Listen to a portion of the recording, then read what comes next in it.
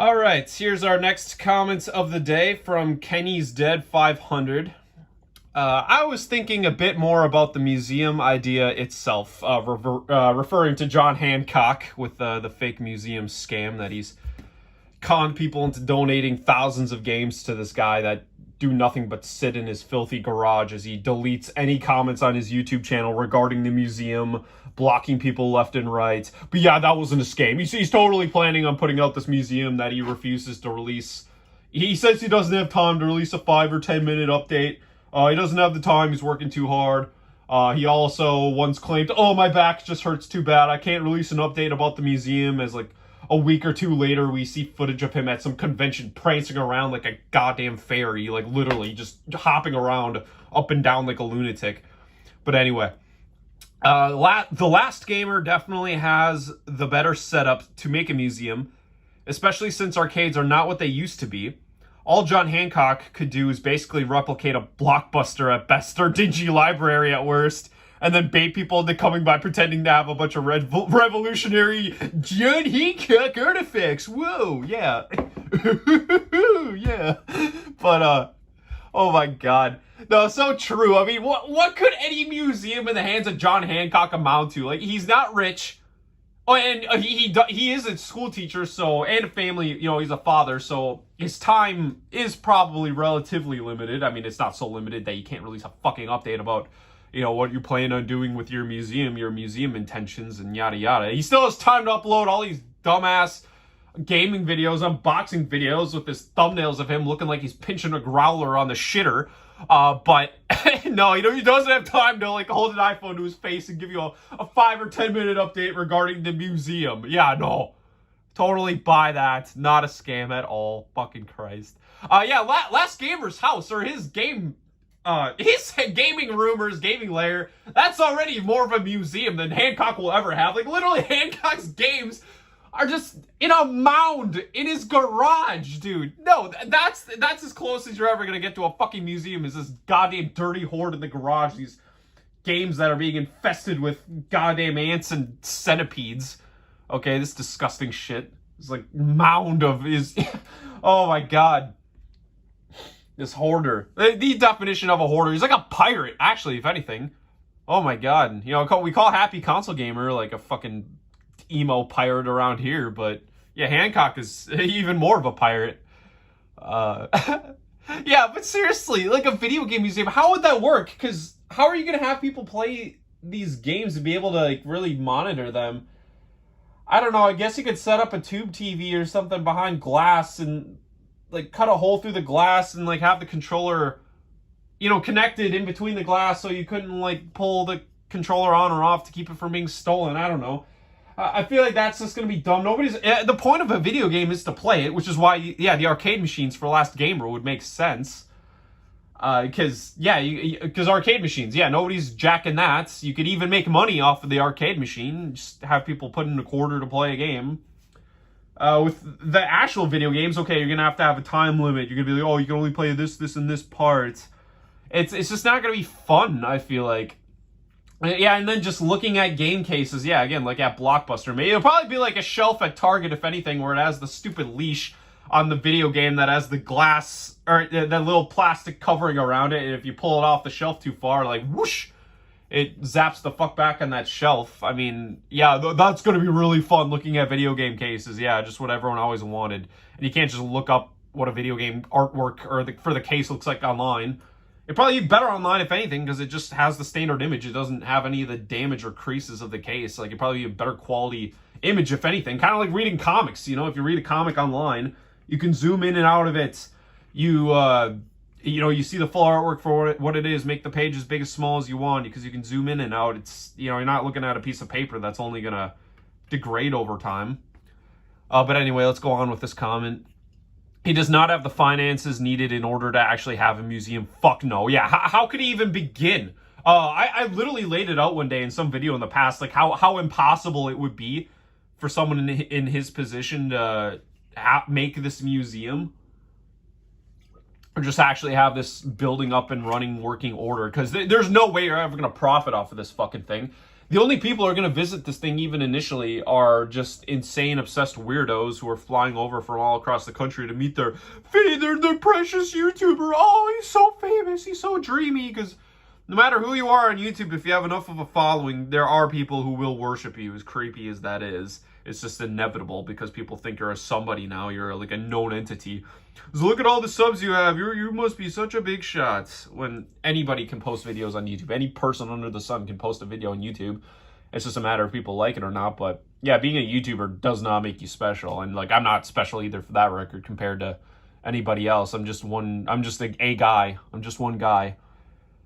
There's lots of guys out there. There's millions of guys. You get what I'm saying? But he can't get a hold of console prototypes, older artifacts that may predate gaming itself, arcade cabinets, and kiosks that show off the evolution of gaming, concept notes, art, and designs, rare games that are on development, cartridges / discs, or just really rare abandoned games owned by very wealthy private collectors. Yeah, all very true. Those are the sort of things, I guess, that, if you ask me, would make more of a historical gaming museum, not just whatever random libraries for whatever games. I mean, these video games, I mean, yeah, they've been around since, what, the 80s, so just any standard copy of any video game, like NES and beyond, and not anything that predates NES, it's just game libraries of stuff that's 40 years old. Like, I wouldn't consider these artifacts or relics. You can go to any retro game store in the country and find hundreds of retro games. It's not something that's by and large, it's not like some historical artifact. Like a standard museum, obviously, they have, like, historical artifacts thousands of years old. I mean, just from human history, like, old ancient weapons, ancient technologies from civilizations thousands of years ago, or, well, like Kenny's Dead here is saying, where it's just stuff that actually is rare of the gaming industry, stuff that predates gaming, like concept stuff. Yeah, like, I get what he's saying there. Like that as well, I agree. Oh yeah, so along with that, yeah, and media and decorations like music for rooms and giant statues and other merchandise or interactive worlds like Nintendo at Universal. Oh yeah, what does he mean, like Nintendo World? He's incapable of making a worthy attraction without any sort of contracting, so he's a scammer and a disgrace to historians. Yeah, disgrace to historians indeed. Oh yeah, I could not agree more with that. Yeah, he's gonna call himself a historian for this bullshit-ass museum scam. Get the fuck out of here, Hancock. No, you're never gonna make this museum. You're gonna brush it under the rug. No, COVID fucked us out of the museum, guys. I'm gonna secretly sell your games behind your fucking back. Dude, this idiot even already admitted once. He's been caught on the record saying that he would sell the entirety of the collection for the right price. Like, this guy's an idiot. He's such a dummy. He's such a dumb scammer. He's so bad. And he's an idiot, too. He teaches the second grade, yet you have no speaking skills of any kind. You do a jump cut literally every 10 seconds in your videos to the point where they're, like, intolerable to even watch. And then also, you talk to your own audience like they are class, like they are your second grade class, like they're your fucking students from the second grade, yet you constantly have spelling and grammar errors in all of your responses to your comments all the time. Oh my god, he's just a dummy. Just a fucking dummy. And yeah, he got away with this scam because, MJR crew is, the MJR crew is really something special. They're the real gamers, you guys, and people actually buy this stupid shit. Oh, also, I just noticed underneath this comment, Dr. Green Thumb, I didn't notice this nickname. I don't think I responded to this comment yet. John Handout. Oh my god. John Handout. That's the perfect nickname. I've never heard of that.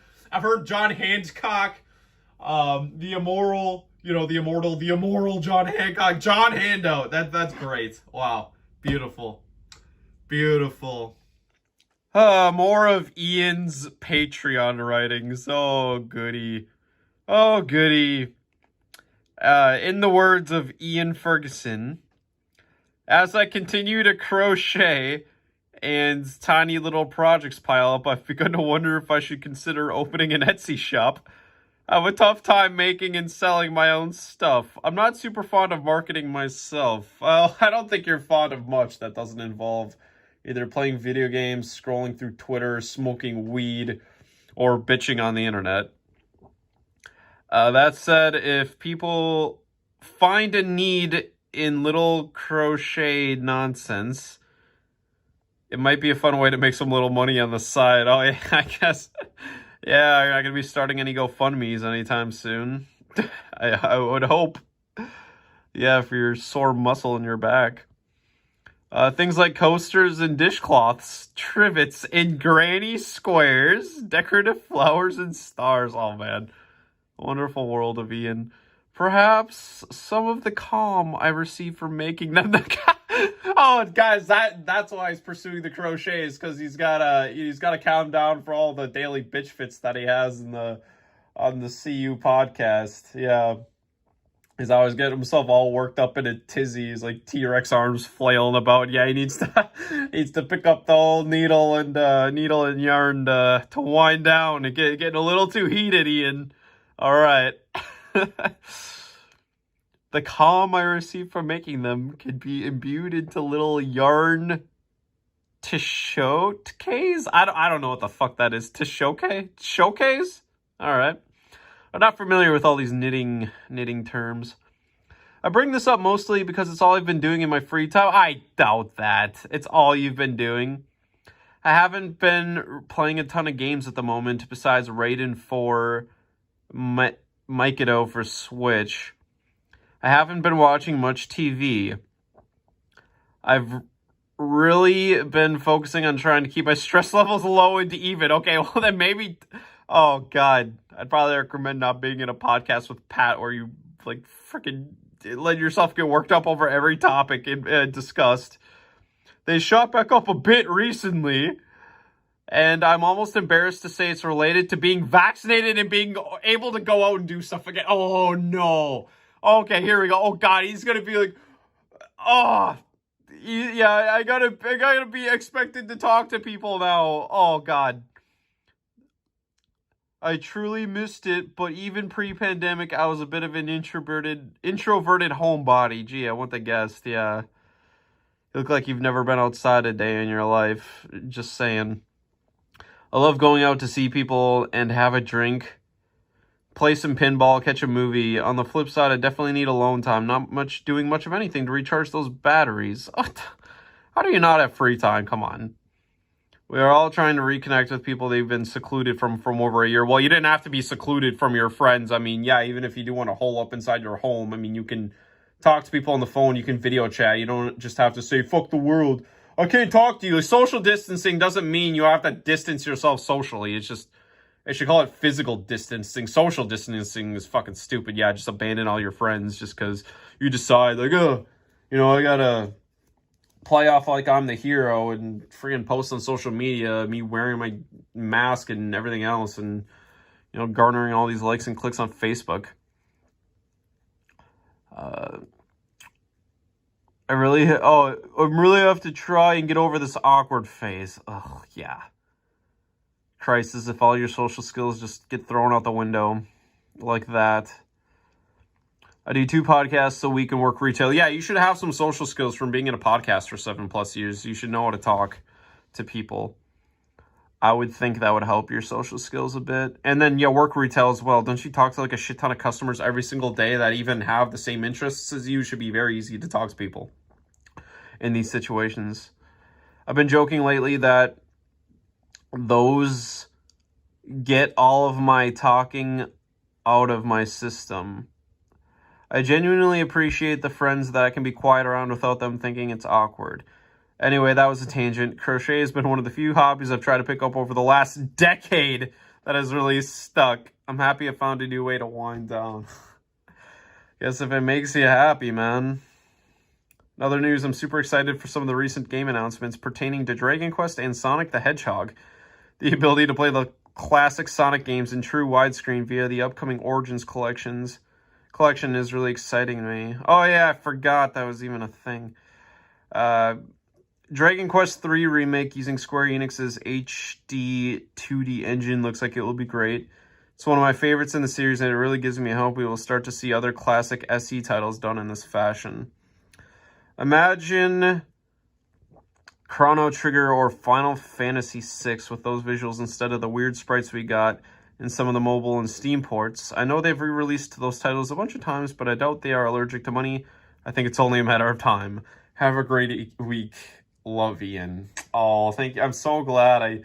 I'm so glad we paid you money on Patreon in exchange for this lovely writing of yours, this little midlife crisis of yours. I feel like half of Ian's writings just in general sound like a fucking midlife crisis, but yeah, that was really something. Yeah, just, fucking Christ, such a it's like a boomer and a soccer mom and a old grandma all rolled into one with a bit of a edgy, emo, moody teenager in there as well. It's all over the place. He covers all of his bases. That was a wonderful read. Yeah, thank you so much, Ian, for your contribution as always. I appreciate it. Oh my God. So yeah, I just want to talk about a little Twitter post here from RGT85, and it goes as follows. This is a post from Twitter from RGT85. So I've been noticing that men will pay money for chicks to rate their dick. Okay, first off, who the fuck does that anyway? In light of this, I have decided that I will be an equal opportunity person and rate women's boobs for a small fee from now on. Please inquire if interested. Sincerely, RGT85. Oh my God.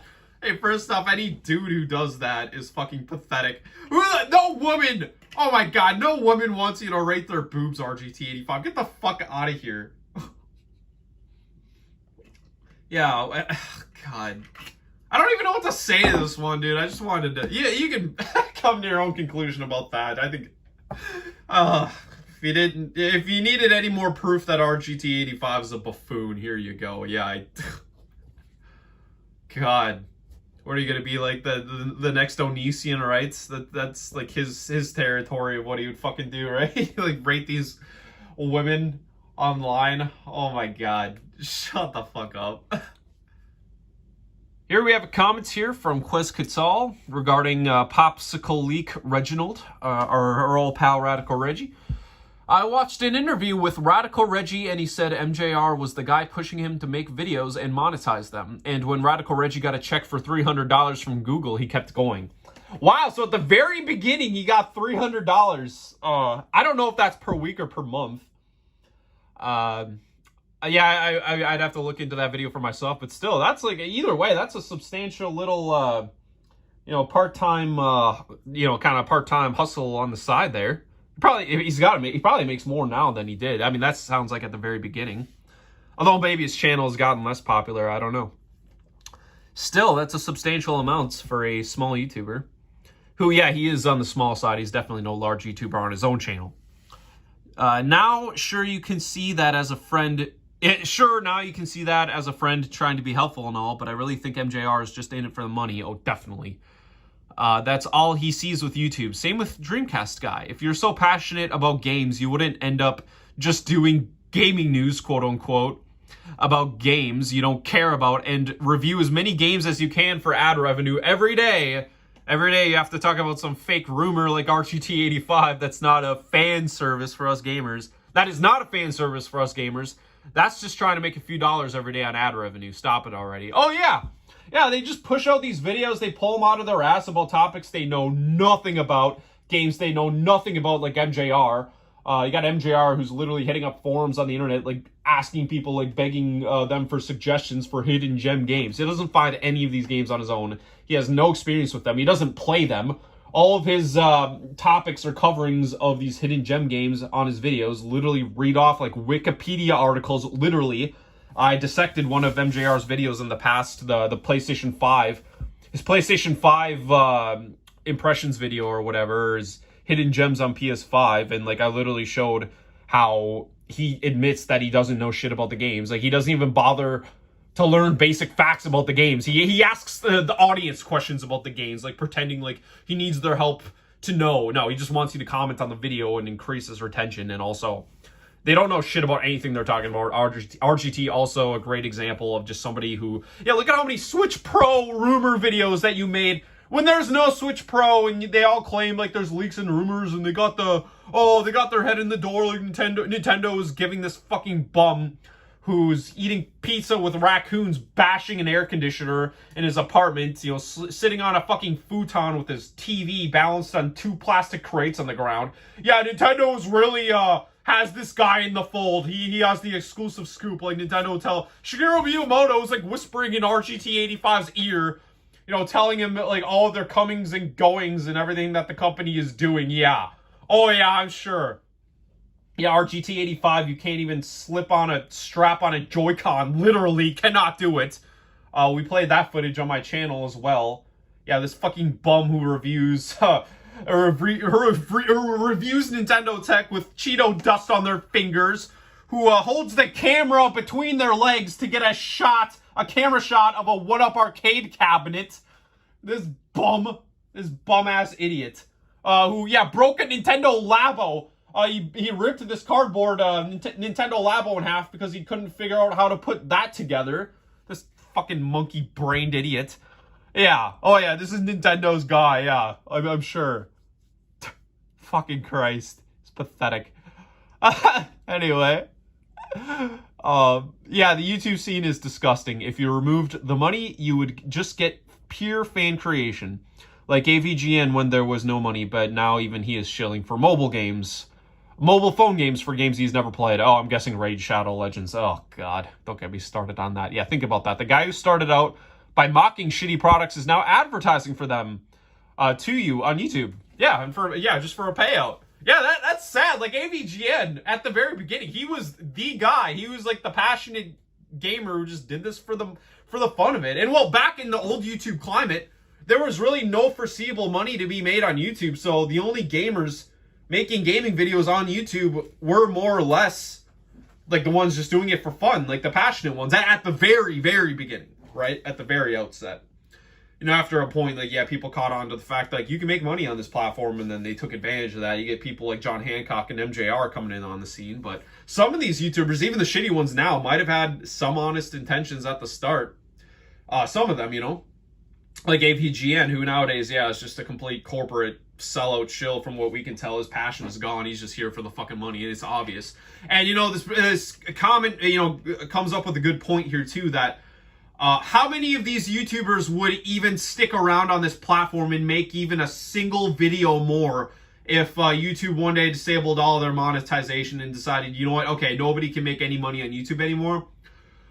All of these channels would be gone. They would disappear. I am telling you, they would be gone.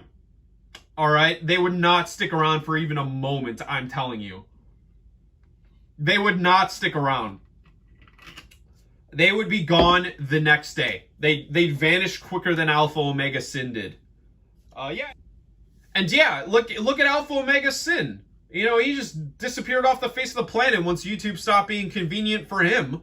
There's a couple different rumors floating around about why he left. I think it's just because he couldn't swear anymore and make any money. That's my guess. And so he decided, okay, I got to go do something else. This YouTube thing is not going to work for me because, I mean, yeah, what the fuck are you going to do? You're going to dress up in a nice suit and cut your hair and, you know, start using child-friendly language and, yeah. No, that's never going to happen. You're going to be like beat-em-ups now or... Yeah, which beat-em-ups, yeah, he says all sorts of sexual innuendos and disgusting shit on his channel. One of his videos, that creep, what's his fucking face, that fucking Wolf Den. They did a video together where, yeah, not only are they selling ball shavers to little kids, the Manscaped, you know, you need to shave your balls, kiddies. Please, shave your balls. I want you to spend $100 on this ball shaver so you can shave your pubes. Courtesy your beat-em-ups. I want you prepubescent children to shave your balls. And then not only that, later in the video, they're fucking swapping a picture back and forth with, like, this hentai drawing of Misty from Pokemon. I'm not even shitting you. Yeah, in this same video. Oh, but anyway, off topic, yeah. Anyway, yeah, these YouTubers will not stick around YouTube the second that their ad revenue is gone. They have no passion for this whatsoever. They would be gone like that. You would not see one video more out of them, I'm telling you. Okay, all of these YouTubers we talk about, do you think they would stick around for even one moment longer if they couldn't get money out of you, donations out of you, Patreon, fuck Amazon affiliate links, Teespring, Yeah, if they couldn't get all these revenues out of you, the join button, yeah, they have like 10 different ways to milk you out of fucking money already. Like, goddamn. And they still cry that they don't make enough. They still beg for more money. You got Arlo begging for your fucking change on his Super Mario Maker 2 review. He's like, spends 3 minutes at the beginning of the video crying about his Patreon before the video even starts. Like, how more obnoxious and obvious can you fucking be? They pretend they don't make money and YouTube is strangling them. Arlo says, YouTube is just strangling me! As he makes a top 10 list of Switch games. That doesn't even include 10 Switch games on it. He straight up puts PS4 games on the list because I don't have time to play video games anymore, he says. What the fuck good is your channel then? You literally admit that you don't play games. You can't even come up with 10 Switch games that you played for the entire year. Oh my god. Get out of here. Anyway. Yeah, they think they're on the clock working, playing video games. Yeah, Angry Joe claims to work 80 hours a week. Yeah, there's no way. Okay, yeah, you're putting video game playing as part of your work schedule. So is ACG for that matter too. I don't buy his crying either. Yeah, how much he fucking works on you. Yeah, I don't make any money on YouTube. Yeah, I'm gonna have my fucking Patreon, my Patreon shill as my home video for like 2 years. Yeah, giving you the spiel about why you need to donate to my Patreon because I'm so underprivileged. Like, get the fuck out of here. All these YouTubers are so full of shit. God. I think they're just like preparing ahead of time for the day that YouTube fucking crumbles and like they want to be, they're like sports players, you know, where they got to make all this money they can while they can before their knees burn out and they have to quit playing. They have to go into an early retirement and then float on whatever money they have left over. Like, that's basically MJR, if you ask me. Like, that dude's a millionaire. But yeah, he's just going to keep on begging like he's like this broke bitch because he knows that YouTube's going to dry up. And yeah, there's no way he's getting his fat ass out of the house to, you know, get back into the workforce. Hell no. Oh my god, he'd be crying and fucking blubbering. He'd be like John Cleese at the end of Rat Race. As he sees all of his earnings, like, yeah, being donated to charity during the Smash Mouth concert. He's just sitting there like, you know, just crying. You know, yeah, he's like ripping his hair out of his face like, oh no! All this money in video games that I've fucking stolen and conned people out of are being returned to, yeah, being sold. Yeah, all my money is going to starving children. Oh, this is the worst thing that could ever happen to me. Yeah, all these dollars and all these games I'm never gonna touch that I just hoard in my basement in my bank account are, yeah, going to needy people. Or oh my god. Oh, never mind. Okay, there's something else I was going to say. I don't want to spoil a future upload, though. Okay, yeah. Totally off topic. We're done with this piece here, but yeah. Good comment, Quez.